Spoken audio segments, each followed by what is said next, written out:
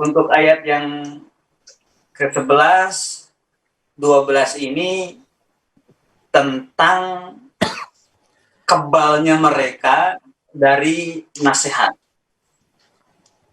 Mereka tidak bisa dinasehati, ketika dinasehati balik nasehatin. Makanya repot pula lah kalau kemudian orang munafik menguasai ayat ini. Maka orang munafik itu, makanya gini juga, kalau kita ketika membaca ayat yang enak-enak tentang surga rasanya untuk kita, ketika merasa kemudian ada ayat-ayat yang mengerikan tentang azab dan kemudian seperti orang lain, itu hati-hati. Hati-hati, khawatir kemunafikan itu walau kecil ada pada diri kita. Mestinya ketika ada ayat tentang munafik, itu rasakanlah bahwa ayat itu sedang mendeteksi apakah ada unsur kemanikan pada diri. Jangan nuduh orang dulu, karena orang munafik kan langsung nuduh di sini. Ketika dikatakan jangan berbuat kerusakan, langsung nuduh lagi. Enggak, kamu yang rusak, kita berbuat kebaikan.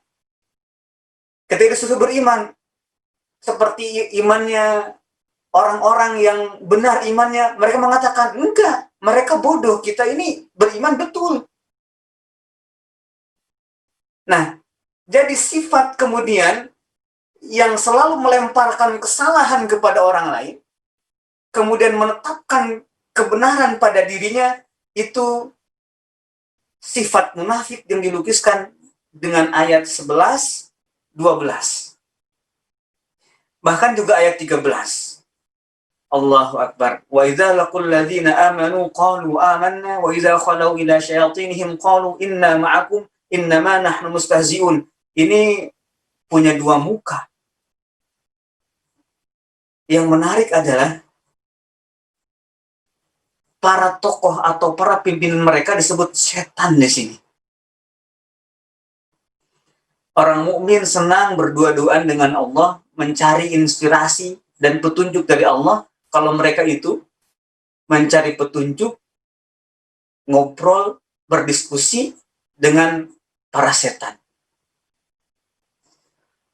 Nah, mereka dengan itu semua, mereka dengan perbuatannya seperti itu, bermuka dua, itu menginginkan dari dua sisi mereka terlihat baik, terlihat beriman oleh orang beriman dan terlihat kafir oleh orang kafir. Jadi ketika muncul di tengah-tengah orang mukmin, dia ingin terlihat mukmin, bahkan lebih mukmin. Ketika masuk ke komunitas badungnya atau komunitas kafirnya, dia pun ingin disebut kafir juga. Dia bilang innama nahnu mustahzi'un, kemudian dibalas oleh Allah. Allahu yastahzi'u bihim wa yamudduhum fi tughyanihim ya'mahun. Intinya dari ayat itu adalah justru Allah yang sedang mengolok-ngolok mereka. Ini sebutnya musyakalah, ya. Musyakalah itu tidak berarti kemudian kok Allah ngolok-ngolok gitu kan. Membalas perbuatan mereka yang mengolok-ngolok orang mukmin. Mustahzi'un itu bisa juga bercanda juga gitu. Allahu Akbar. Berkata tidak sebenarnya, bercanda. Kok ngomong beriman bercanda? Ngucapin syahadat bercanda. Nanti juga sama Allah dicandain juga, masukin ke neraka, kata Allah bercanda nih. Kan dalam sebuah tafsir begini, di antara cara Allah menyiksa mereka itu, ketika mereka lagi kepanasan di neraka, pintu surga dibuka oleh Allah. Ini dalam tafsir Allah yastahzi'u menyambutun fi tughyanihim. Lalu mereka terbuka harapan, kemudian mereka sudah mendekati pintu surga, ditutup lagi surganya. Itu katanya bentuk istihza'nya Allah kepada mereka. Sakit hati mereka. Sakitnya tuh di situ. Jadi bukan di sini. Di sana kan sakitnya itu, munafik itu, di neraka. wa yamudduhum fi tughyanihim ya'mahun. Jadi selamanya orang munafik itu nggak pernah jelas hidupnya, nggak pernah bahagia hidupnya, manusia yang nggak jelas. Kan sekarang ini di kata milenial, kata-kata milenial sering muncul kata-kata ini kan, bener nggak? Nggak jelas katanya. Ya. Iya, bener. Iya kan? Ada sering muncul kalimat nggak jelas, ada juga kalimat nggak ada akhlak gitu katanya. Nggak ada akhlak. Iya, bener. Nah itu orang munafik, nggak jelas, nggak ada akhlak. Kok tumben sih itu tahu banget Ustaz Deden? Hari ini mulai sering kepoin IG ya? Enggak, San. Itu namanya Rusdan dan Rosadan. Tiba-tiba jadi tahu. Oh, Masya Allah. Masya Allah, Masya Allah. Pasti ini suka stalking IG aku ya. Nah gitu. Mudah-mudahan dengan membongkar sifat-sifat munafik ini sebenarnya kita tak lain agar jangan sampai nunjuk-nunjuk orang lupa kepada kesalahan sendiri. Ini orang munafik begitu.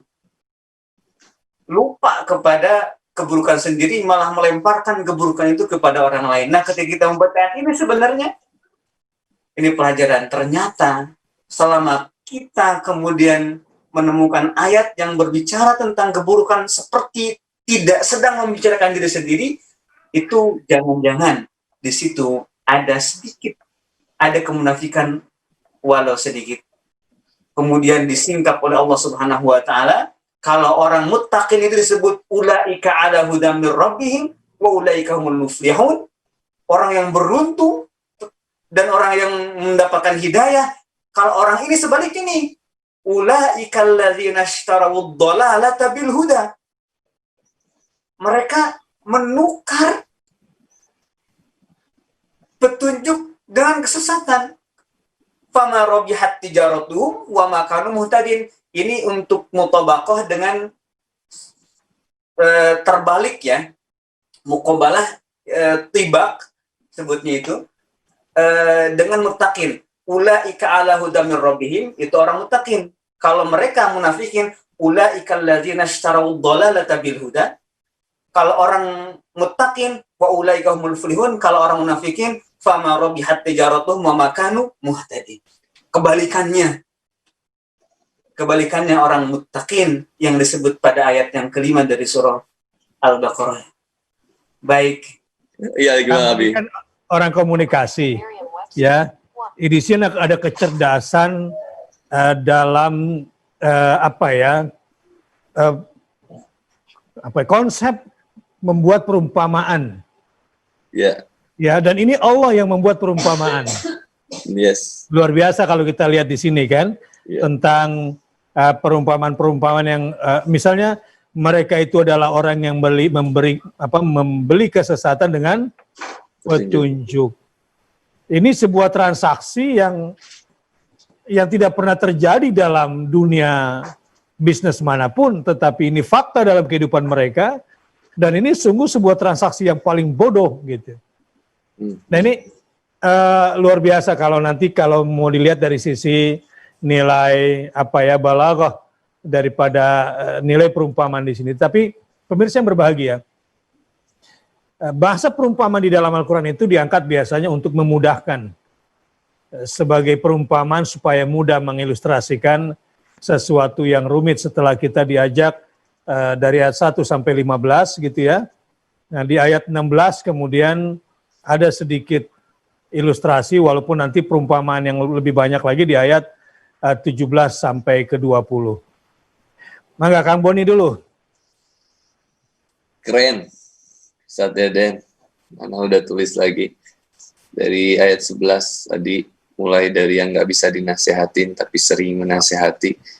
Itu kayak aku banget, kayak Ana banget itu.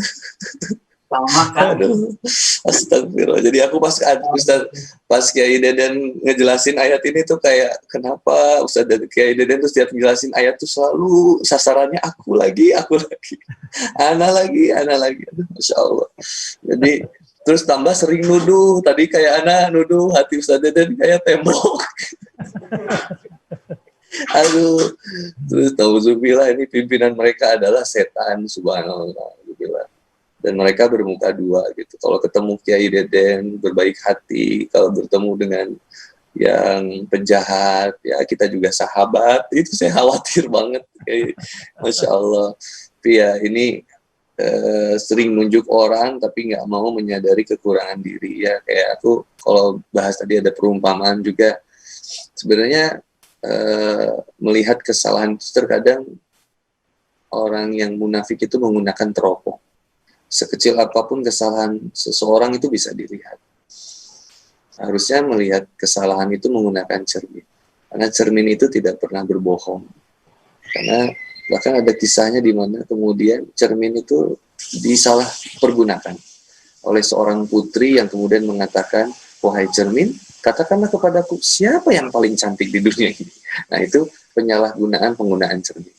Karena satu, cermin tidak bisa berbicara kecuali kita yang membicarakan cermin, dan yang kedua, cermin itu selalu jujur. Ada jerawat pun dia akan memperlihatkan jerawat itu. Tidak mungkin cermin itu menghilangkan jerawat. Kecuali HP Oppo atau Vivo yang memang bagus kameranya, ya. HP saya, Bang. Gitu. Masya Allah ya. Jadi ini luar biasa kalau aku lihat orang-orang yang munafik. Apalagi tadi Abi nyebutin, Ana lihat, ya memang luar biasa. Allah Subhanahu wa Ta'ala itu sangat kaya akan perumpamaan yang sangat memudahkan seseorang yang mau berpikir untuk menemukan hidayah. Tapi luar biasa ada orang yang bodoh, yang kemudian menukar sesuatu yang sangat berharga ini untuk kemudian justru membeli kesesatan gitu. Ibarat dia punya emas tukeran sama bangkai, itu kan rugi banget gitu. Tukeran sama bangkai itu kan rugi banget. Atau dia punya mobil atau yang aku kayak gini Ana kayak gini Ustaz. Saya tuh tadi ditelepon sama ibu saya, Abi. Kata ibu, kalau ketemu sama Abi, ngobrol sama Abi dan Kiai Deden, itu nggak boleh ngomong aku. Katanya, jangan gitu, nggak sopan katanya. Jadi harus diganti sama Ana katanya. Jadi Ana ulangi lagi. Jadi Ana tuh gini, Kiai. Ana manut banget lah sama ibu lah. Pride lah, I'm pride. My mom tuh luar biasa. Nah, kata Ana tuh suka lihat kayak begini, Abi. Ada di suatu saat di Amazon tuh ya tempat dagang kan. Ada batu bata itu dijual sampai ratusan juta. Cuman ada cap Supreme itu lakunya sampai ratusan juta, sampai puluhan juta. Itu cuman batu bata. Sampai ada yang kemudian hal yang sampai yang aneh gitu, sampai orang tuh berani mengeluarkan uang yang luar biasa. Jadi terkadang itu menurut Ana yang nggak ngerti, itu suatu kerugian yang luar biasa. Uang yang begitu banyak itu bisa dipakai untuk sesuatu yang lain gitu. Itu kan kebayang ruginya. Nah, apalagi kita menukarkan hidayah, itu kan kayaknya nggak kerasa.